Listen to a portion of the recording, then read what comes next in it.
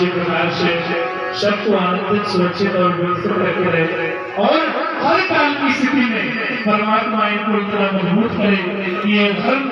की धुरी को लेकर जिस प्रकार से पताका लेके चल रहे हैं, इनको सामर्थ्यता दे और इनके पास हर प्रकार की विज्ञता दे और सारे लोगों को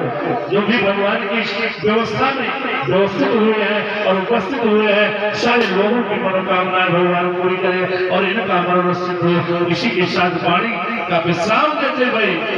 एक विदायगी आप लोगों को समझ। और दूसरी चीज, अगर कहीं कोई अपराध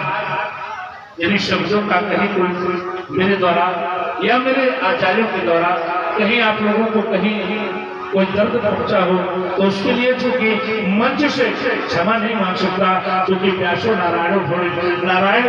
व्यास जो है नारायण का स्वरूप होता है। लेकिन इतना जरूर कहता हूँ कि मैं मंच से नीचे उतरने के बाद उन लोगों की गलतियों को मैं मानता हूँ और अपनी भी अगर कहीं कोई शब्दों में